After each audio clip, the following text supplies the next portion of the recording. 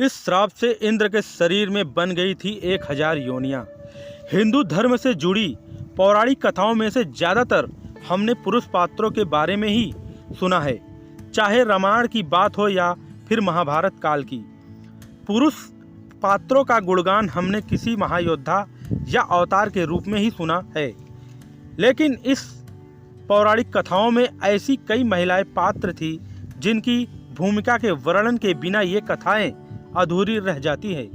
ये महिला न सिर्फ इन कथाओं की पात्र है, बल्कि इनके जीवन के पीछे कई उद्देश्य छिपे हैं जो आज भी हर महिलाओं को अन्याय के खिलाफ लड़ने के लिए प्रेरित करता है। इसमें से ही एकमात्र थी गौतम ऋषि की पत्नी अहिल्या कि वैसे ही तो अहिल्या के बारे में रामायण में वर्णन आता है कि भगवान राम के पांव लगाते ही वो पत्थर से इंसान बन गई थी।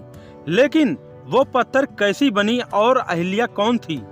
आज हम आपको ऐसी कई महिलाओं के बारे में बताएंगे जिनके बारे में ब्रह्मा से हुई उत्पत्ति भगवान ब्रह्मा ने अहिल्या की उत्पत्ति उच्च गुणों के साथ की थी, लेकिन वो ऐसे गुणवान व्यक्ति की भी तलाश कर रहे थे। इसीलिए उन्होंने महर्षि गौतम को चुना था, जिनके पास बहुत सारी बुद्धिमत्ता और ज्ञान थी।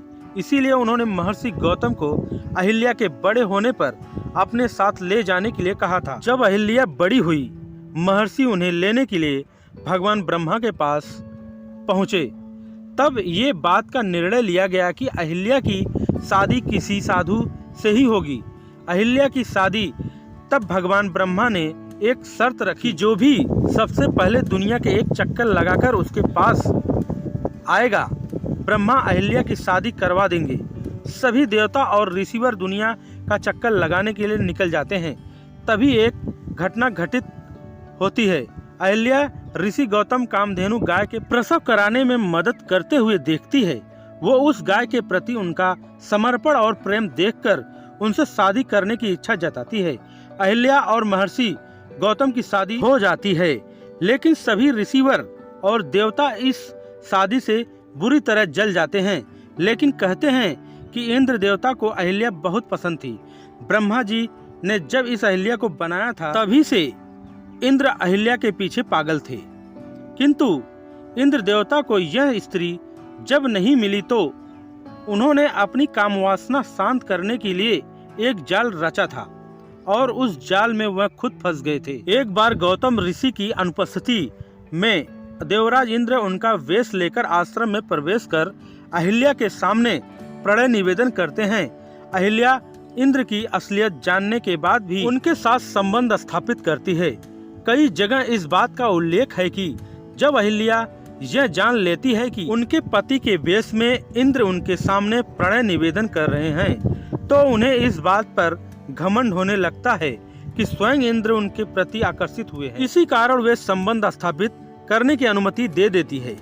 वहीं कुछ दस्तावेज यह कहते हैं कि देवी अहिल्या ने इंद्र को अपना पति मानकर ही उनके साथ संबंध स्थापित किए थे। जब गौतम ऋषि ने इंद्र को अपने ही वेश में अपने आश्रम से निकलते हुए देखा, तब वह सारी बात समझ गए। क्रोधावेश में उन्होंने अपनी ही पत्नी अहिल्या को पत्थर बन जाने का श्राप दिया।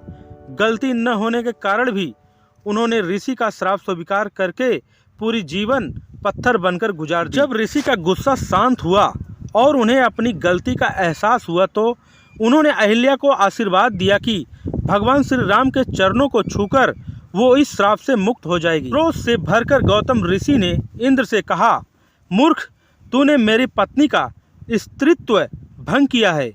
उसकी योनि को पाने की इच्छा मात्र के लिए तूने इतना बड़ा अपराध कर दिया है। यदि तुझे स्त्री योनि को पाने की इतनी ही लालसा है, तो मैं तुझे श्राप देता हूँ कि अभी इसी समय तेरे पूरे शरीर पर 1000 योनियाँ उत्पन्न हो जाएगी। कुछ ही पलों में श्राप का प्रभाव इंद्र के शरीर पर पड़ने लगा और उसे पूरे शरीर पर स्त्री योनि निकल आई। ये देखकर इंद्र आत्मग्लानिता से भर उठे। उन्होंने हाथ जोड़कर गौतम ऋषि से श्राप मुक्ति का प्रार्थना की। ऋषि ने इंद्र पर दया करते हुए 1000 योनि को 1000 आंखों में बदल दिया। इस वजह से भगवान नहीं माने जाते। इंद्र को देवराज की उपाधि देने के साथ ही उन्हें देवताओं का राजा भी माना जाता है, लेकिन उनकी पूजा एक भगवान के तौर पर नहीं की जाती। इंद्र द्वारा ऐसे ही अपराधों के कारण उन्हें दूसरे देवताओं की तुलना से ज्यादा आदर सत्कार नहीं किया जाता। गुरु विश्वामित्र के साथ विचरण करते हुए राम ने गौतम ऋषि के सुनसान पड़े आश्रम पहुँचे, जहाँ उन्हें अहिल्या रूपी पत्थर दिखा। विश्वामित्र ने राम को सारी घटना बताई, जिन्हें सुनकर राम ने अहिल्या का उद्धार किया। नमस्कार दोस्तों, आशा करता हूं कि ये स्टोरी आप लोगों को अच्छी लगी होगी।